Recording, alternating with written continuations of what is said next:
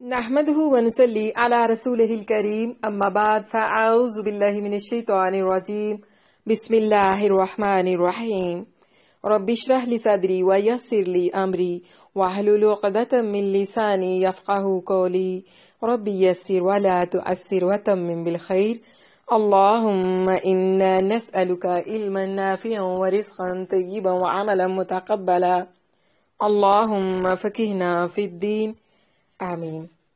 السلام علیکم ورحمۃ اللہ وبرکاتہ۔ کیسی ہیں آپ سب طالبات؟ دعا ہے اللہ سبحانہ و تعالی ہم سب کو صحت اور ایمان کی بہترین حالت پہ رکھے اور ہم سب سے اپنے دین کا بہترین کام لے لے، آمین۔ طالبات، ہم پڑھ رہے تھے سیرت کے سلسلے میں سیدنا ابوبکر صدیق رضی اللہ عنہ کی سیرت قرآن و سنت کی روشنی میں۔ آج سیرت کے سلسلے میں ہمارا 15واں سبق ہوگا اور آج کا سبق ہمارا انشاءاللہ آخری سبق ہوگا۔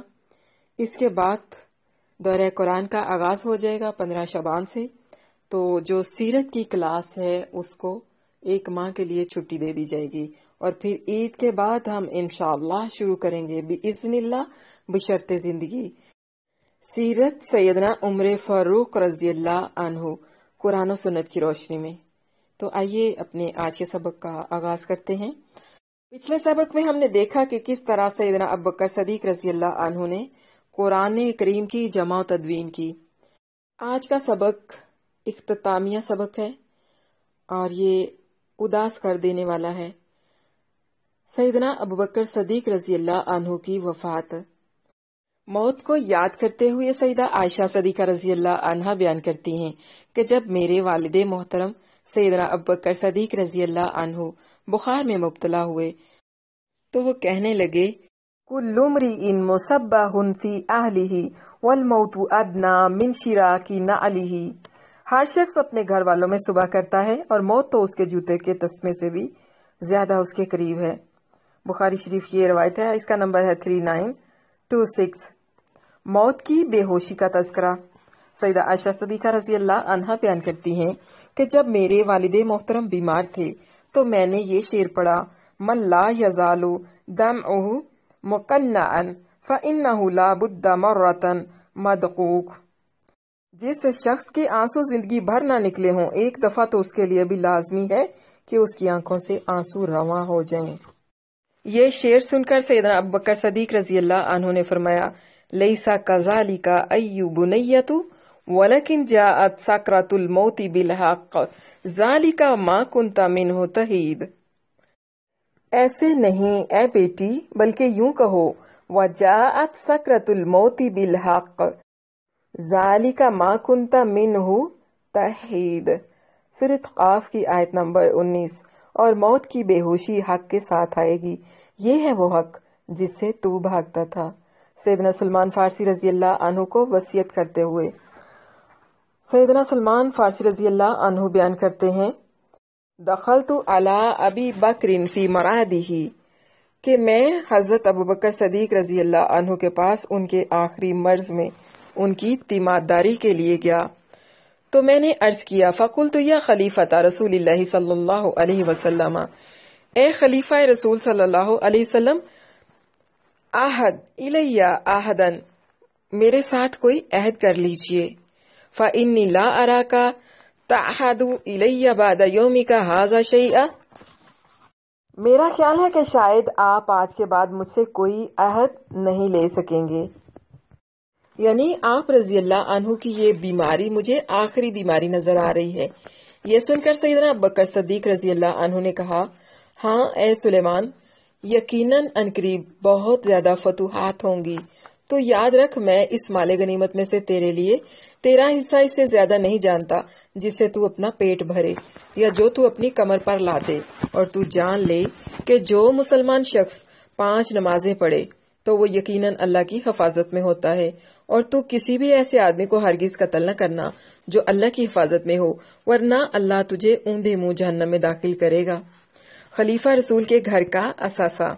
سیدنا انس بن مالک رضی اللہ عنہ بیان کرتے ہیں کہ ہم سیدنا ابوبکر صدیق رضی اللہ عنہ کی آخری بیماری میں ان کی تیمارداری کے لیے ان کے پاس تشریف لے گئے۔ ان کی خدمت اور دیکھ بھال سیدہ عائشہ صدیقہ رضی اللہ عنہا کر رہی تھیں۔ ہم نے عرض کی اے خلیفہ رسول، آپ نے صبح یا شام کس حال میں کی ہے، یعنی آپ کی طبیعت کیسی ہے؟ تو انہوں نے ہماری طرف اچھی طرح متوجہ ہو کر کہا، کیا تم لوگ میرے رویے اور میرے کاموں سے خوش ہو؟ حضرت انس رضی اللہ عنہ کہتے ہیں کہ ہم نے کہا، کیوں نہیں، ہم تو آپ سے بہت خوش ہیں۔ سیدنا ابوبکر صدیق رضی اللہ عنہ نے کہا، میں اس بات پر بہت حریص تھا کہ تمام مسلمانوں کو وافر مقدار میں مال غنیمت دوں، اور انہوں نے دیا بھی تھا، باوجود اس کے کہ خود میں نے کچھ گوشت اور دودھ پایا ہے۔ جب تم میرے پاس سے تشریف لے جاؤ تو خود بھی اس بات پر اچھی طرح سے غور و فکر کر لینا۔ سیدنا انس رضی اللہ عنہ کہتے ہیں، ہم نے اچھی طرح ان کے کمرے کا گھوم پھر کر جائزہ لیا تو انہوں نے فرمایا، اچھی طرح دیکھ لو۔ ہم نے دیکھا کہ وہاں تو درہم و دینار کچھ بھی نہیں تھا، سوائے ایک خادم، ایک عدد پیالہ اور ایک عدد دودھ دوہنے کے برتن کی، وہ بھی سیدنا ابوبکر صدیق رضی اللہ عنہ نے سیدہ عائشہ رضی اللہ عنہا سے کہا کہ اسے سیدنا عمر رضی اللہ عنہ کے پاس پہنچا دینا۔ تو اس بات سے مسلمانوں کو پتہ چل گیا کہ وہ اپنے بعد سیدنا عمر رضی اللہ عنہ کو خلیفہ مقرر کرنا چاہتے ہیں۔ پھر جب سیدنا ابوبکر صدیق رضی اللہ عنہ کے گھر کا یہ مال سیدنا عمر رضی اللہ عنہ کے پاس پہنچا تو انہوں نے کہا، رحم اللہ ابا بکرین لقد اتعب من بعده اتعابا شدیدا۔ اللہ تعالیٰ ابوبکر رضی اللہ عنہ کے حال پر رحم کرے، یقیناً انہوں نے اپنے بعد آنے والے امراء خلفاء کو بہت زیادہ مشقت میں ڈال دیا ہے۔ سیدنا عمر رضی اللہ عنہ کی نامزدگی۔ اس سچے واقعے سے پتہ چلتا ہے کہ سیدنا ابوبکر صدیق رضی اللہ عنہ نے اشارتاً سیدنا عمر رضی اللہ عنہ کو خلیفہ نامزد کر دیا تھا، جیسا کہ سیدنا عبداللہ بن عمر رضی اللہ عنہ بیان کرتے ہیں، سیدنا عمر رضی اللہ عنہ جب زخمی ہوئے تو ان سے کہا گیا، الا تستخلفوا؟ قال ان استخلف من هو خیر منی ابو بکرین۔ آپ کسی کو اپنا خلیفہ کیوں نہیں منتخب کر دیتے؟ تو آپ نے فرمایا، اگر میں کسی کو اپنا خلیفہ مقرر کرتا ہوں تو اس کی بھی مثال ہے کہ اس شخص نے اپنا خلیفہ منتخب کیا تھا جو مجھ سے بہتر تھے، یعنی ابوبکر صدیق رضی اللہ عنہ۔ وَإِنْ أَتْرُكْ فَقَدْ تَرَكَ مَنْ هُوَ خَيْرٌ مِّنِّي رسول اللہ صلی اللہ علیہ وسلم۔ بخاری شریف کی یہ روایت ہے جس کا نمبر ہے 7218۔ اور اگر میں اسے مسلمانوں کی رائے پر چھوڑتا ہوں تو اس کی بھی مثال موجود ہے کہ اس ہستی نے خلیفہ کا انتخاب مسلمانوں کے لیے چھوڑ دیا تھا جو مجھ سے بہتر تھے، یعنی رسول اللہ صلی اللہ علیہ وسلم۔ پرانے کپڑوں میں کفن کی وصیت کرنا۔ سیدہ عائشہ صدیقہ رضی اللہ عنہا بیان کرتی ہیں، لما حضر ابی رحمہ اللہ دعانی فقال یا بنیۃ انی کنت اتیتکی تمر خیبر ولم تکونی اخذتیہا وانا احب ان تردیہا علی، قالت فبکیت، یعنی جب میرے والد محترم کا آخری وقت آیا، اللہ ان پر رحم فرمائے، تو انہوں نے مجھے بلا کر کہا، اے بیٹی، میں نے تجھے خیبر کی کھجوریں دی تھیں، اور اگر میں تجھے نہ دیتا تو وہ تو نہیں لے سکتی تھی۔ اب میں یہ پسند کرتا ہوں کہ تو مجھے وہ کھجوریں لوٹا دے، کیا تو مجھے خوشی سے لوٹا دے گی؟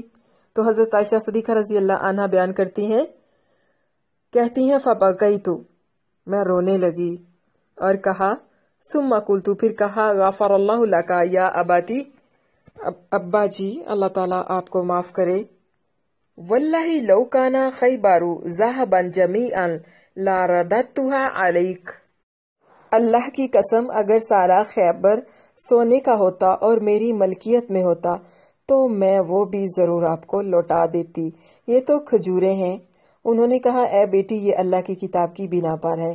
اے بیٹی، میں تمام قریش میں سب سے بڑا تاجر تھا، سو اس کی وجہ سے میرے پاس مال بھی سب سے زیادہ تھا، لیکن جب امارت کے کاموں نے مجھے تجارت سے مشغول کر دیا تو میں نے بیت المال سے اس قدر مال لیا جس سے صبح و شام گزر ہو جائے۔ اے بیٹی، بیت المال کے مال میں سے یہ قطوانی علاقے کی ایک عدد چادر، دودھ دھونے اور پینے کا ایک عدد پیالہ اور ایک غلام ہے۔ جب میں فوت ہو جاؤں تو اس مال کو جلدی جلدی سیدنا عمر رضی اللہ عنہ کے سپرد کر دینا، اور اے بیٹی، مجھے میرے انہی کپڑوں میں کفن دینا۔ سیدہ عائشہ صدیقہ رضی اللہ عنہا بیان کرتی ہیں کہ یہ سن کر میں رونے لگی اور کہا ابا جان کیا ہم اتنا بھی نہ کر سکیں گے کہ آپ کو نیا کفن ہی پہنا دیں؟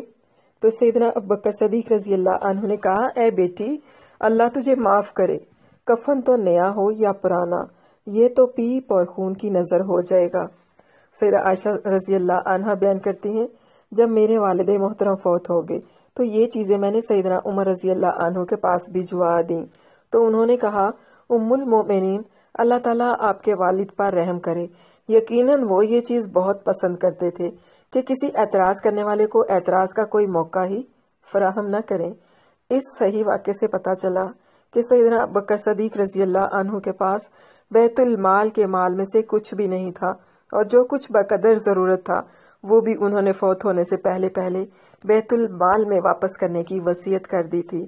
سیدہ عائشہ صدیقہ رضی اللہ عنہا بیان کرتی ہیں دخلت علی ابی بکر رضی اللہ عنہ فقال فی کم کفنتم النبی صلی اللہ علیہ وسلم قالت فی ثلاثۃ اثواب بید سحولیۃ لیس فیہا قمیص ولا امامۃ فقال لها في أي يوم توفي النبي صلى الله عليه وسلم قالت يوم الاثنين قال فأي يوم هذا قالت يوم الاثنين قال أرجو فيما بيني وبين الليل فنظر إلى ثوب عليه كان يمرد فيه به ردء من زعفران۔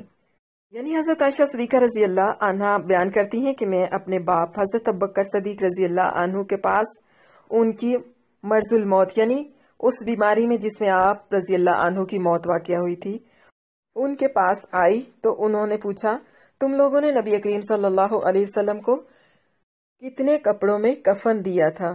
کہتی ہے میں نے بتایا کہ 3 کپڑوں میں، 3 سفید کپڑے جو سہول کے بنے ہوئے تھے، ان میں قمیض اور امامہ نہیں تھا، اور پھر کہا کہ وہ دن کون سا تھا جس دن اللہ کے نبی صلی اللہ علیہ وسلم فوت ہوئے؟ کہتی ہے میں نے کہا کہ سوموار کا دن یعنی پیر کا دن۔ کہتی ہے پھر پوچھا انہوں نے کون سا دن؟ میں نے کہا پیر کا دن۔ آپ رضی اللہ عنہ نے فرمایا پھر مجھے بھی امید ہے کہ اب سے رات تک میں بھی رخصت ہو جاؤں گا۔ فناظر الی ثوب علیہ کان یمرد فیہ، اس کے بعد آپ نے اپنا کپڑا دیکھا جسے مرض کے دوران میں آپ رضی اللہ عنہ پہن رہے تھے، اس پر زعفران کا نشان لگا ہوا تھا۔ آپ رضی اللہ عنہ نے فرمایا اغسلوا ثوبی ھذا، میرے اس کپڑے کو دھو دو یا میرے اس کپڑے کو دھو لینا، وزیدوا علیہ ثوبین، اور اس کے ساتھ 2 کپڑے اور ملا لینا، فکفنونی فیہما، پھر مجھے ان میں یعنی پھر انہی دونوں کپڑوں میں مجھے کفن دے دینا۔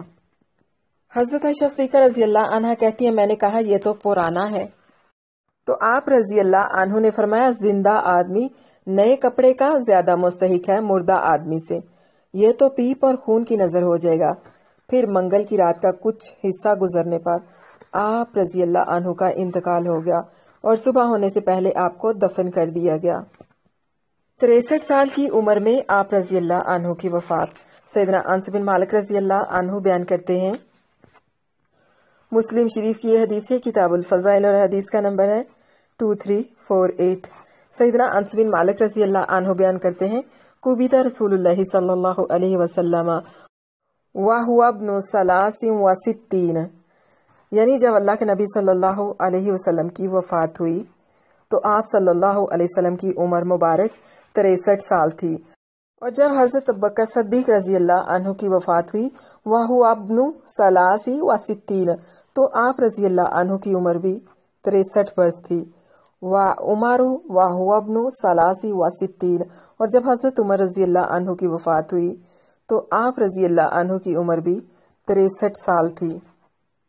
مدت خلافت۔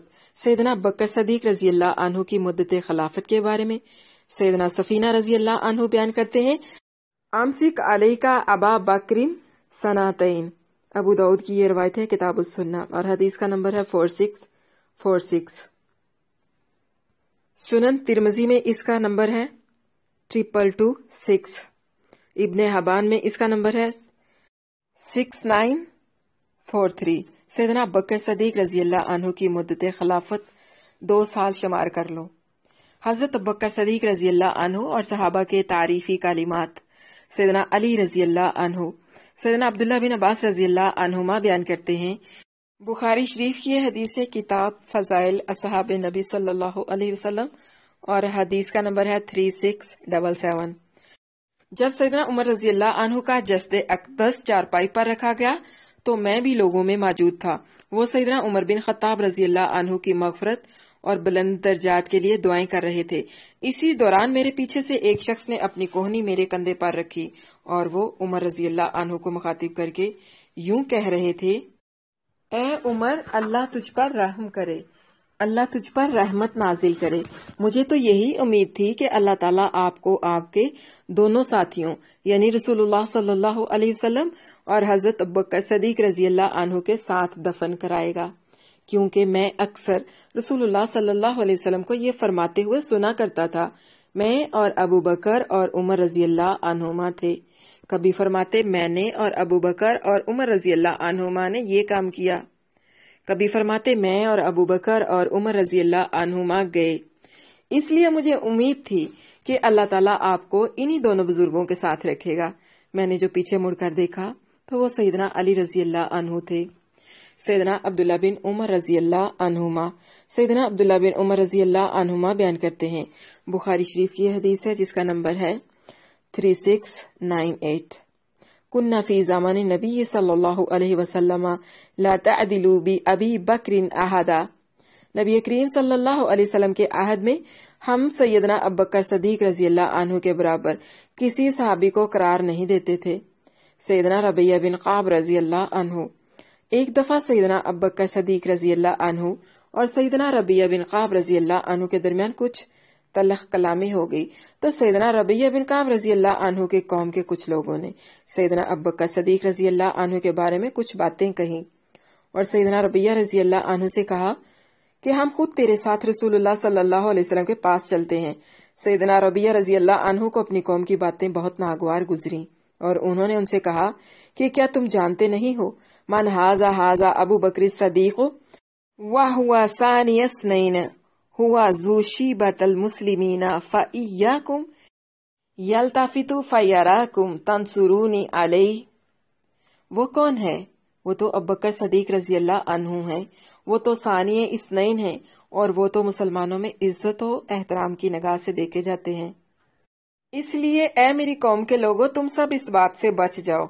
वो तुम्हें मेरे साथ देखेंगे तो समझेंगे कि तुम मेरी मदद कर रहे हो, तो वो गुस्से में आ जाएंगे और रसूलुल्लाह सल्लल्लाहु अलैहि वसल्लम के पास जाएंगे और तमाम सूरत हाल से आगाह कर देंगे, तो आप सल्लल्लाहु अलैहि वसल्लम भी उनके गुस्से होने की वजह से गजबनाक हो जाएंगे और रसूलुल्लाह सल्लल्लाहु अलैहि वसल्लम और सैयदना अबू बकर सदीक रजी अल्लाह अन्हु के गजबनाक होने की वजह से अल्लाह ताला भी गजबनाक हो जाएगा, तो फिर रबिया तो तबाह बर्बाद हो जाएगा। मुस्नद अहमद की ये हदीस है, हदीस का नंबर है 16693। सैयदना उमर बिन खत्ताब रजी अल्लाह अन्हु सैयदना अबू बकर रजी अल्लाह अन्हु के बारे में फरमाते हैं, अबू बकरिन सय्यिदुना व खैरुना व अहब्बुना इला रसूलिल्लाहि सल्लल्लाहु अलैहि वसल्लम। तिरमिज़ी शरीफ की ये रवायत है, अबवाबुल मनाक़िब, और हदीस का नंबर है 3656। अबू बकर सदीक रजी अल्लाह अन्हु हमारे सरदार हैं और हम में सबसे ज्यादा बेहतर हैं और हम सब में से वो रसूलुल्लाह सल्लल्लाहु अलैहि वसल्लम को ज्यादा महबूब थे। रदियल्लाहु अन्हु व रदू अन। सुबहान रब्बिका रब्बिल इज्जति अम्मा यसिफून व सलामुन अलल मुरसलीन वल्हम्दुलिल्लाहि रब्बिल आलमीन रब्बिगफिर वरहम व अंत खैरुर राहिमीन व सल्लल्लाहु वसल्लम व बारका अला नबिय्यिना मुहम्मदिन व अला आलिहि व असहाबिहि अजमईन आमीन सुम्मा आमीन या रब्बुल आलमीन। तो तालिबात, ये तो थी हजरत अबू बकर सद्दीक रजी अल्लाह अन्हु की खूबसूरत सी जिंदगी, जिसे हमने कुरान और सुन्नत की रोशनी में पढ़ा। इंशाअल्लाह हम दौरा कुरान के बाद अल्लाह के फजल के साथ सैयदना उमर फारूक रजी अल्लाह अन्हु की हयात मुबारका पढ़ेंगे कुरान और सुन्नत की रोशनी में। तो तालिबात, इस तरह की जितनी भी मालूमात होती हैं वो अपनी फैमिली के साथ ज़रूर शेयर किया करें, अपने عزیز رشتہ داروں کے ساتھ، اپنی دوستوں کے ساتھ، اپنے ساتھ ریلیٹڈ جو آپ کے ساتھ جڑے ہوئے لوگ ہیں ان لوگوں کے ساتھ ضرور شیئر کیا کریں تاکہ لوگوں کو پتہ چل سکے صحابہ کرام رضوان اللہ علیہم اجمعین کی جو زندگی ہے، ان کی خوبصورت واقعات، ان کی خوبصورت زندگی کے بارے میں دوسروں کو آگاہی حاصل ہو سکے، تاکہ لوگوں کے دلوں میں صحابہ کرام رضوان اللہ علیہم اجمعین کی محبت پیدا ہو، احترام پیدا ہو۔ السلام علیکم ورحمۃ اللہ وبرکاتہ۔